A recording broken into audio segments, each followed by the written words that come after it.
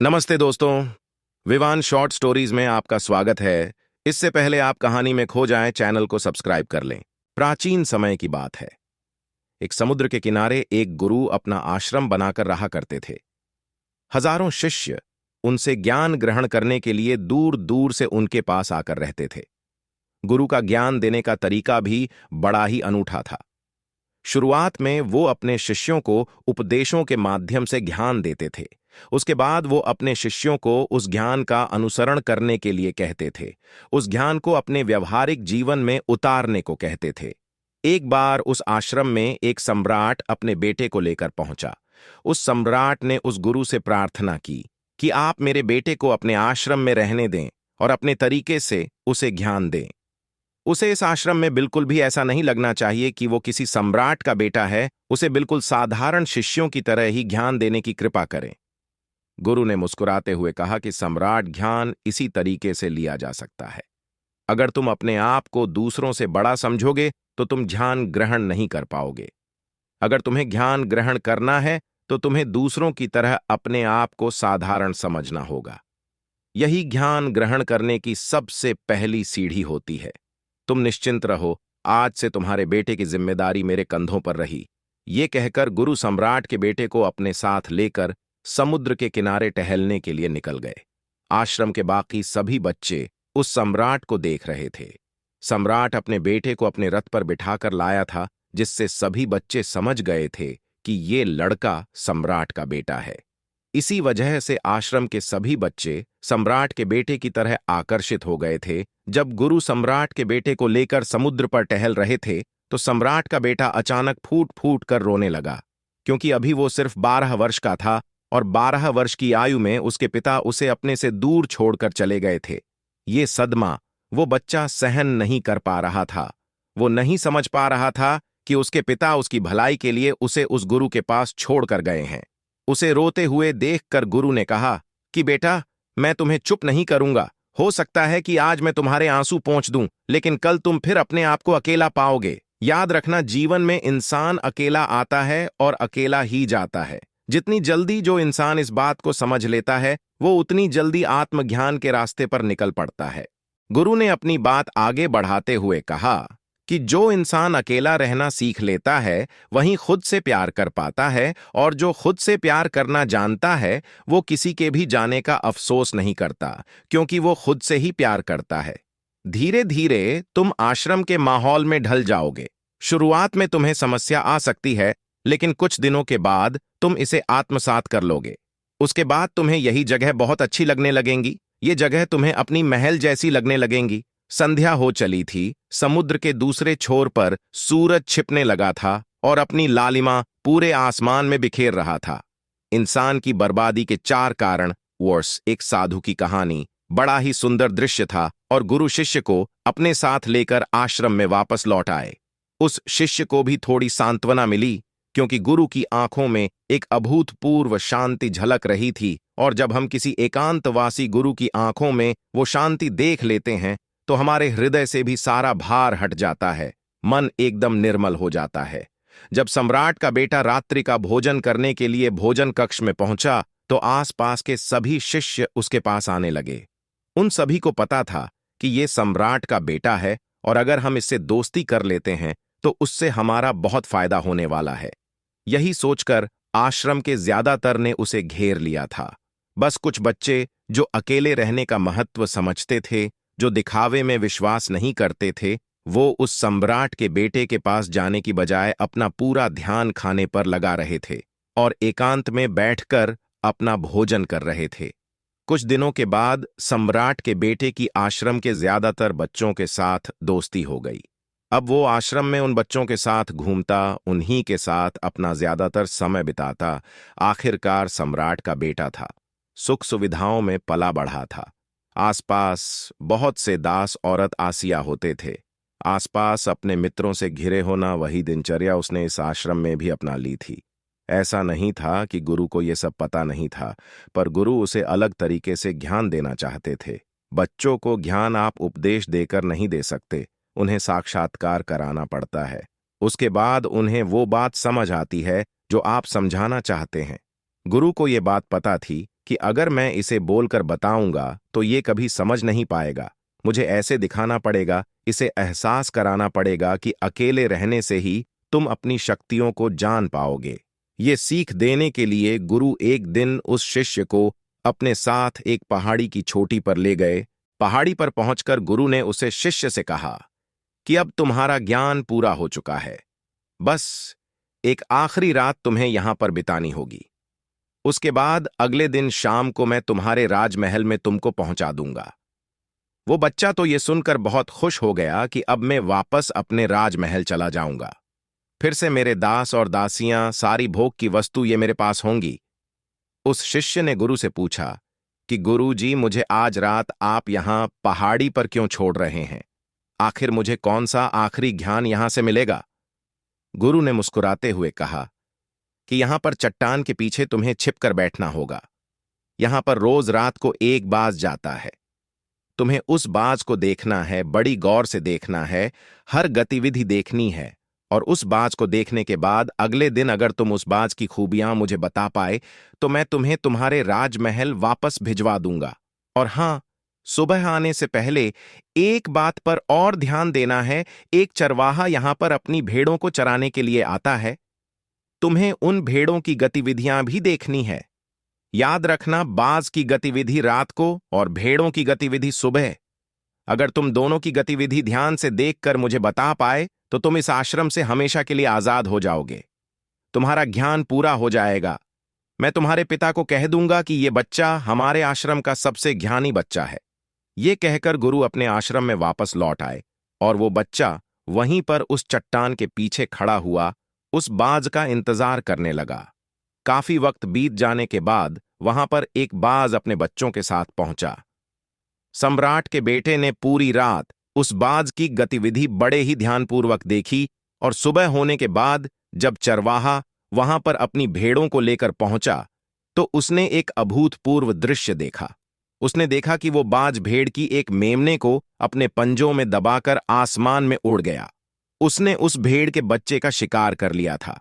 ये सारा दृश्य देखकर वो बच्चा आश्रम में वापस अपने गुरु के पास पहुंचा।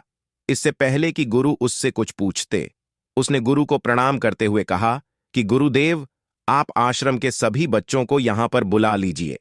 मैं सब लोगों को बताना चाहता हूं कि मैंने क्या देखा। जब आश्रम के सभी बच्चे वहां पर पहुंच गए तो उस सम्राट के बेटे ने कहना शुरू किया कि मैंने अपने जीवन में बहुत से पक्षियों को देखा है, लेकिन बाज उन सभी पक्षियों में से सबसे अद्भुत और सबसे अलग होता है। उदाहरण के लिए एक तोता। हम सभी ने देखा है, तोता बोलता तो बहुत है लेकिन कभी ऊंचा नहीं उड़ पाता। लेकिन एक बाज जो कि हर समय शांत रहता है, वो आकाश को भी छू सकता है। उसमें आकाश को भी छू लेने का सामर्थ्य होता है। जब भी एक बात अपने शिकार को निश्चित कर लेता है तो वो उसी शिकार पर अपनी नजरें गड़ाए रहता है, चाहे वो कितनी भी ऊंचाई पर क्यों ना हो, चाहे कितना भी बड़ा तूफान क्यों ना जाए, लेकिन उसकी नजर हमेशा अपने लक्ष्य पर स्थिर रहती है। आज सुबह जिस बाज को मैंने देखा, उसने हर भेड़ को अपना शिकार नहीं बनाया, बल्कि उस भेड़ के झुंड में से उसने उस भेड़ के मेमने को अपना शिकार बनाया। उस बाज की तरह हमें भी अपना ध्यान अपने एक ही लक्ष्य पर स्थिर रखना चाहिए। चाहे कितनी भी अड़चनें क्यों ना आए, हमें अपना लक्ष्य स्पष्ट दिखाई देना चाहिए।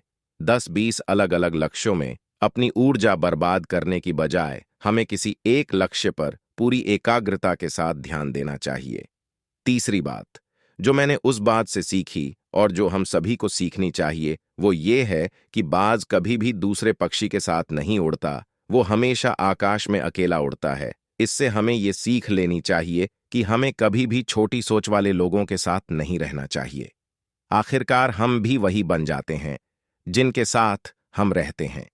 इसीलिए या तो बड़ी सोच वालों के साथ रहो या फिर अकेले रहो, क्योंकि जब हम अकेले रहते हैं तभी हम खुद की ताकत और खुद की कमजोरियों को जान पाते हैं। कमजोरियों को जानकर उनको दूर कर सकते हैं और अपनी ताकत को जानकर उसका सही इस्तेमाल कर सकते हैं, लेकिन वो तभी संभव होगा जब हम अकेले रहना सीखेंगे। चौथी सीख जो हमें एक बाज से लेनी चाहिए कि एक बाज हमेशा अपनी सीमाओं से ऊपर उठकर उड़ता है। जब तूफान आता है तो हर एक पक्षी अपने घोंसले की तरफ भागता है, खुद को छुपाने की जगह ढूंढता है, लेकिन बाज ऐसा कुछ भी नहीं करता। वो खुद की सीमाओं को तोड़कर बादलों से भी ऊपर उड़ने का प्रयास करता है। हवाएं उसे थपेड़े मारती है, पंख उसके बाहरी हो जाते हैं, पानी और धूल की वजह से उसे कुछ दिखाई नहीं देता, लेकिन वो फिर भी आसमान की तरफ उड़ता रहता है और अंततः बादलों से भी ऊपर निकल जाता है और वहां तब तक उड़ता रहता है जब तक मौसम ठीक नहीं हो जाता। अपनी सीमाओं को सिर्फ इसलिए तोड़ पाता है क्योंकि वो समस्या के आने पर उससे घबराता नहीं है, उससे डरकर बचने का प्रयास नहीं करता, बल्कि एक सकारात्मक नजरिए के साथ उसका सामना करता है। जीवन में चाहे कितनी भी अड़चनें क्यों ना आए, हमें उन अड़चनों से लड़ना चाहिए, ना कि उनसे डरकर कहीं छुप कर बैठना चाहिए। बहादुर तो वो लोग होते हैं जो तूफानों से टकरा जाते हैं, कायर तो अपने घर में अपने घोंसले में अपनी जगह ढूंढ कर बैठ जाते हैं। पांचवी बात जो हम एक बात से सीखनी चाहिए कि बाज कभी भी अपने घोंसले में घास के कोमल तिनके नहीं रखता। जो तिनके एक कोमल होते जाते हैं वो उन्हें निकाल कर फेंकता रहता है। उसी तरह चाहे कितनी भी आरामदायक जिंदगी आपको मिली हो, लेकिन उस आराम से ऊपर उठकर अपने आलस्य को तोड़कर जीवन में मेहनत करते रहना चाहिए। जीवन में पसीना बहाना चाहिए, शारीरिक मेहनत करनी चाहिए। अपने घोंसले से कोमल तिनके उठाकर फेंक दो और आज ही अपने आलस्य को तोड़कर निकल पड़ो। हर दिन अपने आप को चुनौतियां दो, हर दिन मुश्किलों से लड़ो, क्योंकि वही मुश्किलें तुम्हें मजबूत बनाएंगी। जंगल के राजा शेर को भी झुंड बनाकर शिकार करते हुए देखा जा सकता है, लेकिन बाज हमेशा अकेला शिकार करता है, क्योंकि वो जानता है कि भीड़ हौसला तो देती है मगर साहस छीन लेती है। आदमी को हमेशा अकेले ही आगे बढ़ना होता है। यही कारण होता है कि वो जल, थल और नभ सभी जगहों पर अपने शिकार का परचम लहरा सकता है। बाज की उम्र लगभग 70 साल की होती है, लेकिन 40 साल में ही उसका शरीर बूढ़ा हो जाता है। नाखून उसके पैरों में ढंसने लगते हैं, पंख उसके शरीर में चिपक जाते हैं, उसकी चोंच मुड़ जाती है, उसका शरीर भारी हो जाता है। ऐसी स्थिति में शिकार करना तो क्या, उड़ने की भी हालत नहीं रहती उसकी। ऐसे में उसके पास सिर्फ दो विकल्प होते हैं। पहला, या तो वह खुद की इस अवस्था को स्वीकार कर लें और भूखा प्यासा मर जाए या किसी दूसरे जानवर का शिकार बन जाए, और दूसरा विकल्प यह होता है कि वो 6 महीने एक बहुत ही दर्दनाक प्रक्रिया से गुजरे और खुद को फिर से पहले जैसा मजबूत बना लें। लेकिन बाज तो बाज है, वो दूसरा विकल्प चुनता है। इसके लिए वो खुद को एक बहुत ही ऊंचे पहाड़ पर ले जाता है, जहां वो पहले अपनी सोच से अपने सारे पंख खींच खींच कर उखाड़ देता है और फिर चट्टान पर पैर मार मार कर अपने पंजे तोड़ देता है।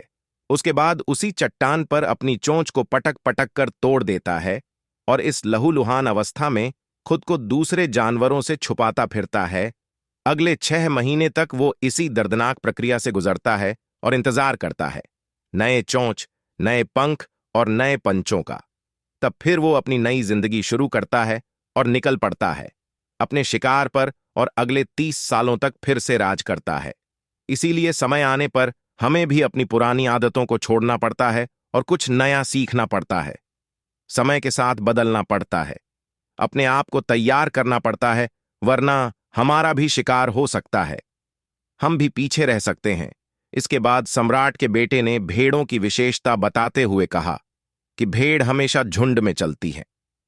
उन्हें झुंड में एक साथ चलने से हिम्मत मिलती है, लेकिन जैसे ही उन पर शिकार होता है वैसे ही वो भीड़ तितर बितर हो जाती है और उस पूरी भीड़ में से एक भी भेड़ अपने साथी की मदद करने के लिए वापस नहीं लौटती।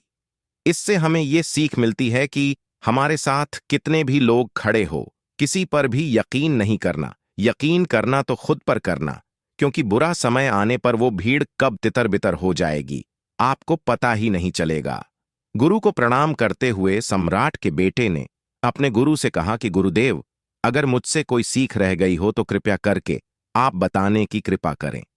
गुरु ने सभी बच्चों को संबोधित करते हुए कहा कि ये सभी बातें जो अभी इस बच्चे ने बताई हैं सब सही है, लेकिन ये सारी खूबियां आप लोगों में तभी पैदा हो पाएगी जब आप अकेले रहने का अभ्यास करेंगे। आपने देखा होगा कि बाज कभी भी किसी दूसरे पक्षी के साथ नहीं रहता, ना ही किसी के साथ अपनी जोड़ी बनाता।